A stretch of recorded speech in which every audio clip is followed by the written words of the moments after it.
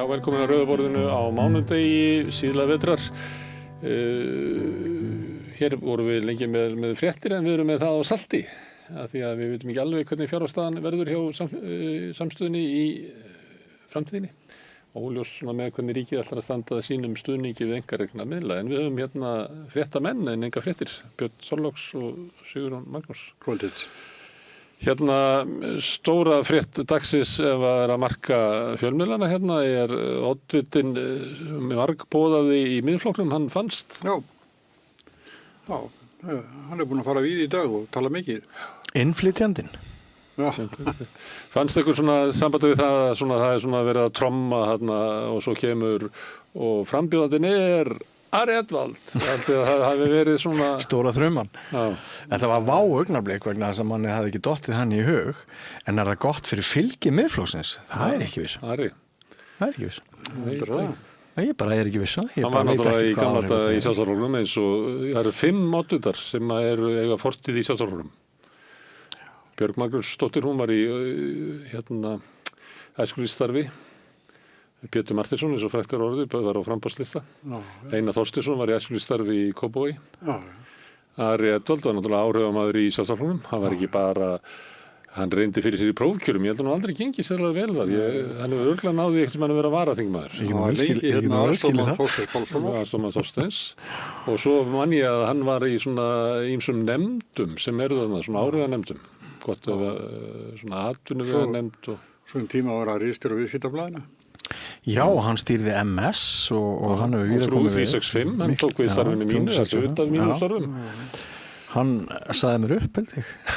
Rækvig? Já, hann rak mig. Já, hann víða komið við. Hann tók SA til dæmis. Já, tók við að vilja Ísla, koma eftir honum. Hann fyrsti, ef ég skildi rétt, hann fyrsti framkvæmdastjóri SA. Áður FSI, sko. Ég veit ekki, ég var svona, ef maður hefði hort út í salinn að það var enginn sem var eitthvað að vera Ari, hvenær kemur Ari, það var ekki þannig. Nei, svo þetta náttúrulega alveg brjálæðislega fyndið. Ég held ég hafi gert grín að því á samfélagsmiðlum í dag að ég vissi ekki alveg hvort þetta yrði sveitarstjórnarkosningar eða ættarmót. Að konan hans náttúrulega þingmaður Miðflokksins. Ingibjörg Davíðsdóttir. Já, og svo held ég að sonur hans líka komin á fullt í þetta. Já, hann var kynntur bara fyrir helgi. Já, þannig að bara öll fjölskyldan í þessu og Sigmundur Davíð náttúrulega með sín ættmenni og þetta að verða mjög kósí. Kannski pínulítið eins og sumar deildir hjá flokki fólksins, ég veit það ekki. Kannski þetta bara eðlilegt. Þar hafa verið ættingjar, verið aðstoðamenn og svona. Já. En ég ekkert viss að þetta selji, ég held að Samfylkingin og Sjálfstæðisflokkurinn sem talaði hefur sem einhverja 2 turna, ég held að þeir hafi bara varpað undin í léttar þegar þeir sáu oddvitaefnið. Ég held það líka. Ég held að það þykir kannski frétt svona inn í Sjálfstæðisflokknum, af því að hann var svona áhrifamaður, svona aðstofamaður og svona baku tjöldin og ég meina Sjálfstæðisflokkurinn sömuleyti stjórnmálaarmur Samtaka atvinnulífsins og það eru alltaf verið sjálfstæðismenn sem eru þar, formaður komið þangað núna í þetta hlutverk. Þannig að hann hefur verið einn af svona, það ekki kallað svona máttastólpar eða eitthvað, Sjálfstæðisflokksins? Já, í stóðum eða eitthvað. Svo. En svona síðari ár, hann fór yfir í 375 og var þá að vinna með Jóni Ásgeiri sem erkifjandi Davíðs Oddssonar. Þannig hann einhvern veginn svona fjarað svolítið frá flokknum. Skemmt fyrir sér þar. Ég vann með honum þá, á 375. Hann var forstjóri. Já. En ég held að þetta sé ekki svona einhver sprengja út í samfélagið. Ég held að sé 90% af kjósendum segir bara Ari, hver sér Ari, En með fullri virðingu fyrir Ara þá ég ekki vissum að hann sé svo prinsinn sem beðið var eftir. Því þau voru með svona rosalegt eins og þeir á að segja brandara eða eitthvað. Þá hefur búið að vera að berja á trommuna í 4 vikur. Já, Bingi búin að vera þessu. En það talað um svona one trick pony. Og hans bragð í þessari kosningabaráttu verður að hjóla með rosalegum látum í borgarlínuna og selja borgarbúum það að hann ætli að bjarga reykvískum almenningi frá bara 20 milljarða ef ekki 100 milljarða glataðri fjárfestingu. Það er að keyra þetta? Já, hann ætla bara að keyra þessu eina máli. En ef að Sjálfstæðisflokkurinn með Hildi er fylgjandi borgarlínunni, Samfylkingin með Pétri, vinstrið með Sönnu býst ég svona landvolk allavega. Það bættar alveg samfélgur. Viðreisn líklega með borgarlínu. Framsókn var ekki Einar Þorsteins með borgarlínu. Þannig að hann ætlar að koma á móti borgarlínu og hvað með 1 eða 2 borgarfulltrúa, hann gerir það ekki. Það er spurning. Menn er hann á bara reyna meirihluta því að fólk bara vill alls ekki borgarlínu. Ég heyri bara hvernig hann talar. Ég bara las það á Facebook-fæslunum hans að þetta verður málið hans. Já, ég hlustaði á hann í spursmálum. Hann var líka búin að vera í öðru hægri podcasti hérna hvað heitir það, Ein pæling. Mér fannst þetta svolítið svona eins og ykkur sem hafi verið lengi fyrir fram að sjónvarpið og tuðandi við fréttunum, sko. Hann þarf að brýna svolítið málflutningsinn svolítið rækilega, sko. Því þú setur einn fyrir fram hann og tuðar við fréttunum, það er engin andmælandi, sko. Og þú bara verður alltaf svona sannfærðari það sem að þér finnst, sé einhvern veginn öllu finnst það eins og endur fólk. Mér fannst það bara að vera þar. Þannig að hann þarf að fara í einhverja þjálfunarbúðir áður en ég held að Hildur taki hann í nefið, sko. Ég var nú grínast með þess að mynda á honum, það væri sem svo hann væri frekar að fara í forsetaframboð. Þetta verði eins og ráðherrann heimild sjónvarpsþátturinn. Þetta verði þannig stemming. Man veit ekki eftir því að það var svona kynnt einhvern veginn, það var svona þessi blái litur og svona fallegum fötum og mikið unnin mynd. Já, ég tók eftir því líka. Blærinn á að vera svona hér mjög alvarlegur ábyrgur maður. En svo var náttúrulega líka í þessu hneykslismálið þarna með hana Vittalíu heita pottinum. Það er ekkert að hjálpa honum í þessu brókjúri. Það hefði verið betra að sleppa við það. Fjóri gamli kallar í heitu potti með ungri stúlku, þetta er ekki svolítið svona Epstein-fíla að þessu. Í þættinu okkur bræðurum í gær, þá vorum við myndið að tala um Epstein-skjölin og þá voru þessar konungar voru bara mjög harðar einmitt að klustukallarnir eru flestir á þingi eins og ekkert að við skorist og svo núna ef að Ari hefði verið komin fram í gær þá er þetta og potta perrinnana þannig að þetta er Þeir njóta náttúrulega, þeir eiga sitt svona skjól, við reyndu það náttúrulega líka. Það er svona, ef þú ferði í MeToo og rekst einhvern veginn samfélagið, þá er skjól. Þú getur farið í Miðflokkinn og þú getur farið í Ein pæling og í spursmál og þeir tekið vel á móti þér og allir í því að reyna rétt upp. Spurning er þetta einhver svona meirihluti borgarinnar sem vill þetta og ekki borgarlínu? Það getur vel verið. Þetta skrítir réttur. Þið búið í Reykjavík. Hann er frá Garðabænum, býrðu ekki í Garðabænum? Nei, hann er frá Portúgal. Hann á íbúð í Garðabæ. En íbúð að vera fréttu það að feðgarnir keyptu íbúður í sömu blokk. Já, í Garðabæ. Þannig að hann er Miðflokksblokkin er þetta gölluð. Já, hann Miðblokkin. Hann lögheimili í Portúgal, bjó í Garðabænum og er frambúið Reykjavík. Hann kom sér satt frá Portúgal að því að fór niður á Hagstofu og skráði sig til heimilis í eitthvað stærri Reykjavík. Hann hefur kannski, er hann bara skráður heima hjá Snorra Málssyni eða eitthvað. Fór sér upp í Valhöll og sagði þessu Sjálfstæðisflokknum og gekk í Miðflokkinn. Það er mikið að gera hjá honum. Hann var bara fyrir helgi var hann sjálfstæðismaður í Portúgal. Nú var hann miðflokksmaður í líklega heimilislaus í Reykjavík. En nú er þannig til að Guðrún Hafsteinsdóttir formaður frá sjálfstæðisflokksins er vinkona mín frá fornu fari. Ég kynntist henni vel í gegnum bróðurinn af Valdimar sem er ekki í gegnum flokksstarf. Nei, í gegnum bróðurinn af Valdimar sem var með mér samtíða í menntaskólanum á Akureyri. Og Guðrúnur hlýtur náttúrulega aðeins að svíða hve mikil flótti er úr flokknum og alls konar svona skraut fjæðrir og það á ammælistegi Guðrúnar sem er í dag að hún á ammæli í dag, hún Guðrún vinkona mín og þetta er ekkert sérstök ammælisgjöf Ég held að Ari hafi verið farin úr sjálfstæðarflokknum. Heldur það? Já, út af þessu sem við lýsa á hann. Við óskum Guðrúnu til hamingju með afmæli. Já, það gerir við. Já. Og annað varandi Ara út af pottamálinu sem að þeir fóru ykkur mál gegn hérna þeir sem voru að saka hann og svo var sátt í því og þannig að það er ekki búið að vera dómsmál í þessu máli. Ég hef grunum að hluti af ástæðunum fyrir því að Ari að fara úr Sjálfstæðisflokknum að hann hafi upplifað lítinn stuðning meðal síns fólks. Já, það kann að vera. Og að því að svona mál eru oft persónuleg og mér finnst alveg sjálfsagt að menn sé að spá í því líka sko. En getur ekki trúið því að Ingibjörg Davíðsdóttir unnustans hafi svona getað talið hugfæra? Jú, en þú þarft að losna fyrst ræturnar til þess að vera fluttur sko.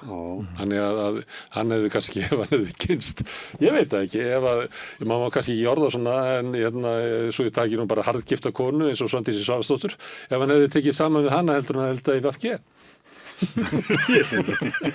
Ég held ekki, ég held þetta sé pólitískt stórleiti. Já. Það eru nágranna í Ingibjörg, við hittum stundum út hundan okkar, afskaplega viraði góða mannskja. Já. Skemmtileg. Herðu, en talandi að því að við verðum með í þættinum alls konar efni og oft mjög fréttatengt að ég ætla að vera með borgarstjórnarkosningarnar. Mér langar svolítið að vera með svona oddvitatal og fá 2 oddvita í einu. Og hérna svona á miðjunni og vinstra megin að það er Sanna oddviti fyrir ónefnt vinstraframboð og Pétur H. Martinsson oddviti Samfylkingarinnar koma hérna á eftir. Og mér finnst svona skemmtilegt að það er að koma kosningar og nota þetta bara í því að ræða sko málefni borgarinnar og borgarbúa. Ekki vera alltaf að hanga í einhverjum skoðanakönnunum og hvað og með einhverjum alltaf að vinna. Þú kannast ekki við það í kosningum. Það er oft svona, það er niðurstaða kosningina, hvað séu það? Og með einhverjum alltaf að vinna eftir kosningar.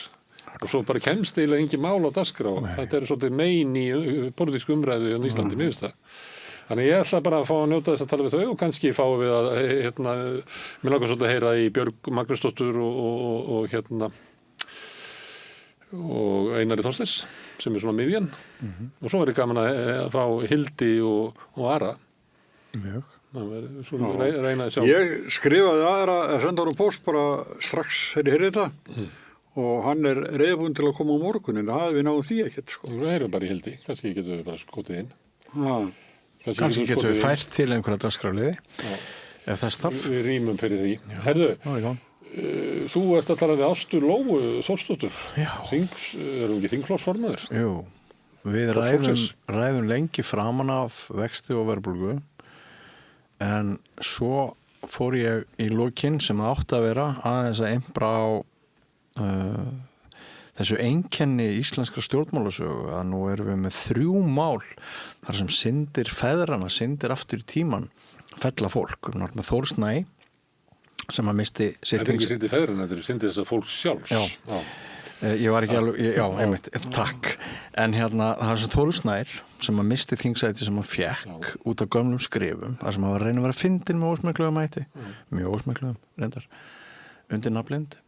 Svo kemur þetta mál Ástu Lóu og svo erum við Guðbrand hjá Viðreisn daginn sem að sumir finnst að hafi verið hérna misþingsætti sitt út af hugsanaglæp en við þekkjum ekki alveg það vantar eitthvað í þá sögu já, við þekkjum ekki alveg þá sögu en ég ætlaði sem sagt bara aðeins að fá hennar teik svona rétt í blálókin á þetta en það þróaðist út í bara 20 mínútna uppgjör hérna dagana áður en hún segir af sér. Þetta situr í henni. Þetta situr náttúrulega ennþá í henni en það kemur líka bara ansi margt fram. Nýtt. Samanber það, ég get alveg sagt það hér, að hérna hafi verið rætt og ég spyr hana því hvort það hafi verið dómgreindarskortur hennar sjálfrar að hafa heimsótt þessa konu sem ráðherra þarna kvöldið sem að hérna var búin að kveikja þetta mál. Tengdamóðurina? Já. Fyrirverandi? En þá segir hún að konan hefði verið búin að samþykkja að hitta hann. Og þá strax breytist þessi kafli sögunar svolítið mikið. Og svo talar hún bara það að hérna starfsfólk lok hennar ráðuneytis, það hefði bara aldrei lent í annar eins orrahríð af hálfu fréttamanna innan svo stundum kallaðir meginströms fjölmiðla, þar sem að bara hafi verið búm, bara það hafi allir verið að reyna að finna hneykslismál innan ráðuneytisins hjá henni og í hennar sögu og hún talar bara... Svo fyrir auðvitað þetta mál, eða? Já. Það er fyrsta fréttin af þessu máli er það að hún segir af sér.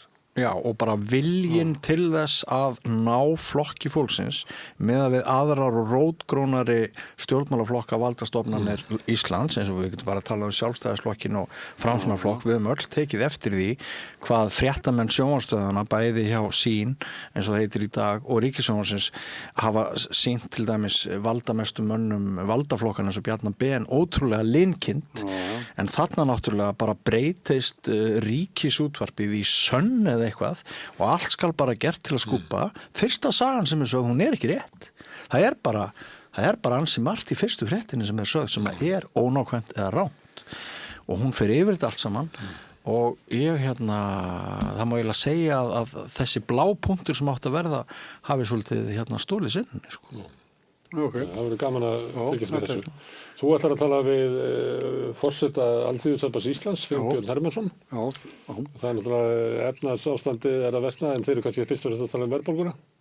Já, og svo hvað kyndir hana og hvernig eða fáokunar fyrirtækin hafa ekki tekið þátt í þessu að reyna að halda aftur að verðbólgunni heldur þegar hafa hækkað verðin upp úr öllu valdi eins og bensínstöðvarnar til dæmis núna og svo náttúrulega að ríkisstjórn eða ríkisvaldið sé líka að taka þátt í þessu og hann er hann telur upp hverja var svona, hann er búin að tala við hann er fínn ákveðinn. Þú talar líka við ég segi ef að samningarnir bresta fórsetu þetta bresta, þá var ekki þeirra vegna. Það er alveg á tæru. En er eitthvað raunverulega að tala um það vegna þess að það er ekki fyrir enn í september sem að mælingin er og þá er það nóg að verðbólgan síðustu 3 mánuði hafi verið undir 4,4% held ég.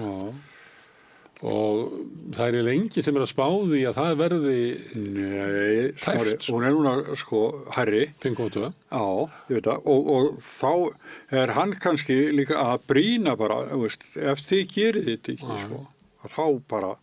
Já, ég held að ríkisstjórnin eftir að svolítið velta því fyrir sér.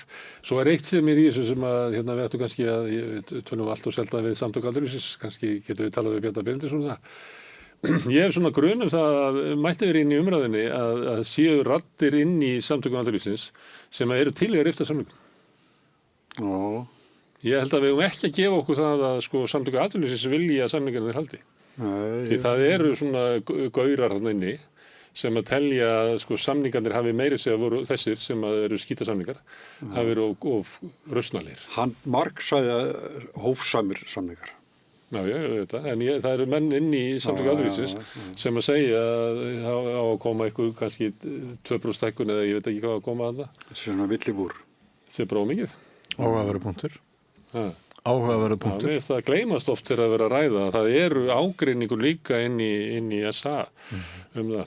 En þú ætlar líka að tala svona út af Bakkakottsmálinu, þá kemur til því nú Salvör Nordal. Já, það er náttúrulega margt að ræða. Já. Náttúrulega Bakkakottsmálið er ekki Bakkakot, jú? Bakkakottsmálið að það svona yfir upp líka gömulsár og eins svona kasta fram spurningunni hvar er þetta víðar og þetta og það er ekkit formlegt eftirlit með þessu og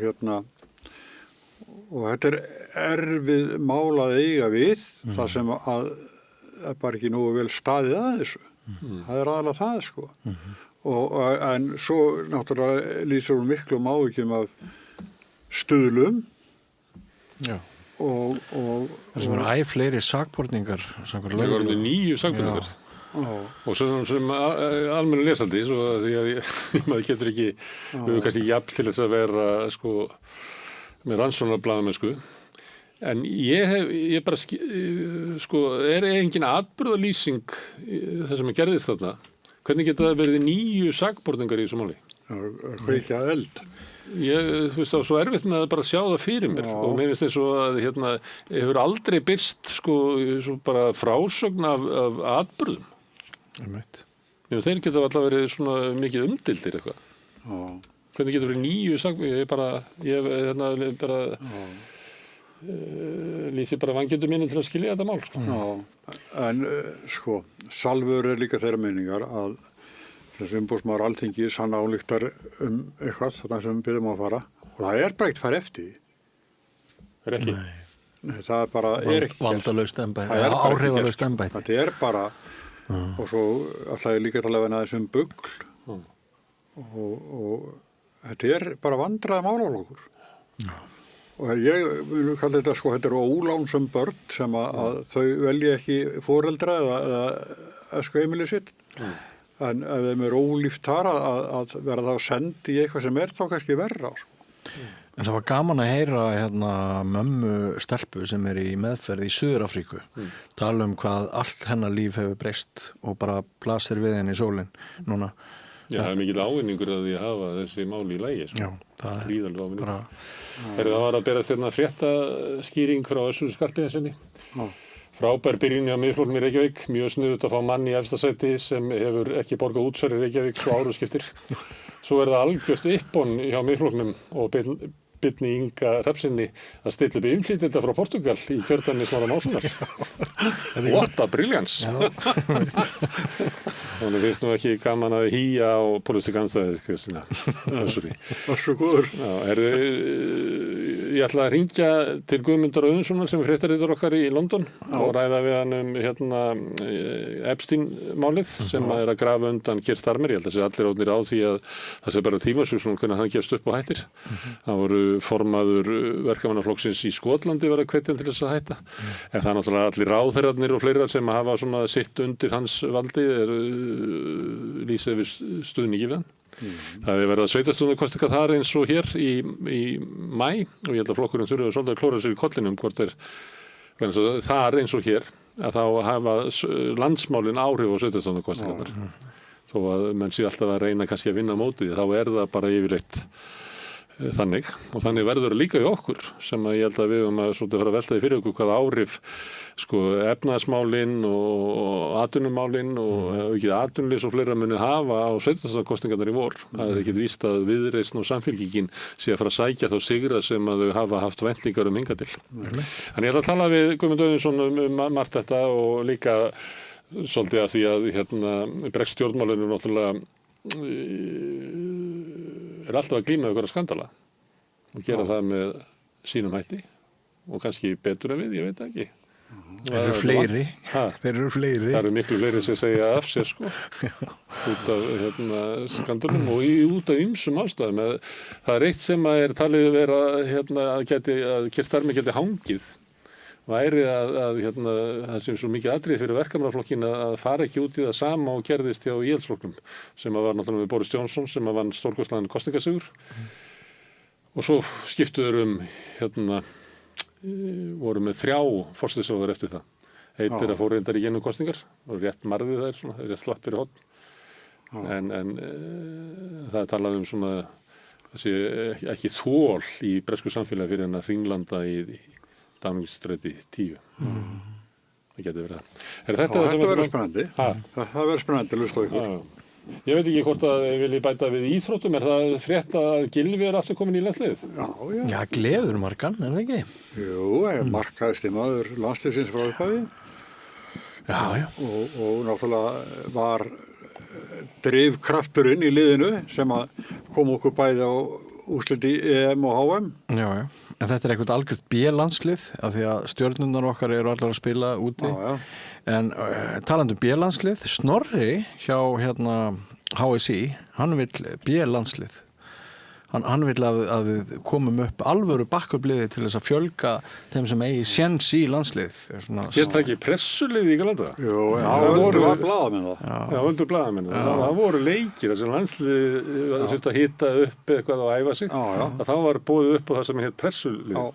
Ég legg til að, ég samþykki þetta honum, hann fær B-liðið, en hann mun heita pressuliðið og íþróttafréttamenn munu velja í það. Já, eini íþróttafréttamaður okkar. Já, þú færið að velja. Þú verður að velja hægri bakvörð. Er ég ekki íþróttafréttamaður líka því ég fjallaði bridge? Það hugar í það. Já, þú ert ekki takkast það. Herðu, þetta programmið okkur. Takk fyrir að fara yfir fréttirna með mér. Minni á að bara rétt handa við auglýsingarnar, þá kemur Ásta Lóa hérna og ætlar að ræða pólitík en líka hneykslismál sem að hún fór í gegnum og hvaða afleiðingar það hafiði og hvernig fréttaflutningur verða því. En ég ætla líka að minna á að allt sem þið sjáið hér og heyrið í boði áskrifenda. Það sá hluti áhorfenda og áhorfenda sem hafa gert áskrifendur til þess að styðja samstöðuna. Fólk sem telur að samstöðin hafi eitthvað gildið í samfélaginu okkar. Skiptir máli fyrir lýðræðið að við höldum hérna upp í umræðu og vonandi í framtíðinni fréttum og sterkri fjölmiðlum. Ef þú ert á þessari skoðun þá ættirðu kannski að slást í hópinn og fara inn á samstöðun.is. Það hnappur sem ástendur áskrift, þar getur skráðið fyrir grunnáskriftir sem 2.750 krónur. Þú mátt borga meira vilt og þeir sem kjósið getur látið áskriftina renna sem félagskriftin í Alþýðufélagið. En það einmitt Alþýðufélagið sem á og rekur samstöðuna. Við ætlum að skjóta inn smá auglýsingum og svo kemur hún Ásta Lóa. Ódýr og öflugur miðill 40.000 manns sjá eða heyra þætti samstöðvarinnar í hverri viku. Ef þú vilt auglýsa, sendu póst á samstöðin@samstöðin.is. Ég valdi gleði líka í krossin minn og ég set hann hérna hægra megin frá mér séð af því að ég rétthend og mér finnst gleði vera eitthvað sem maður þarf að velja. Ég valdi líka gleði af því að lífið erfitt. Enginn lofaði okkur að það yrði auðvelt. Þannig að maður þarf svolítið einhvern veginn að velja gleðina og vera svona riddari gleðinar. Og líka svona við hugsaum að maður ætlar að bíða þangað til að allt í lagi á öllum vígstöðum, bara að enginn sé veikur, að ekkert sé erfitt, að það sé ekkert vont í heiminu, að ætlar að bíða með gleðina þangað til þá verður aldrei glaður. Þannig að, já, gleði hægra megin af því að þú þarft að einhvern veginn að rífa í hana eða keyra hana í gang. Vera riddari gleðinar. Ég heiti Vala Kristín og ég trúi á gleði. Jæja, krakkar, þetta síðasti dagurinn minn. Ég ætlaði náttúrulega aldrei að fara að vinna sem leiðbeinandi. Ég hef náttúrulega aldrei lært þetta, að kenna. Ég lærði nefnilega hagfræði. Hæ, krakkar, ég nýji kennarinn ykkar. Ég er búin með 5 ára kennaranám og ég hlakka til að vera með ykkur þangað til þið útskrifist. Fjárfestum í kennurum. Kennarasamband Íslands.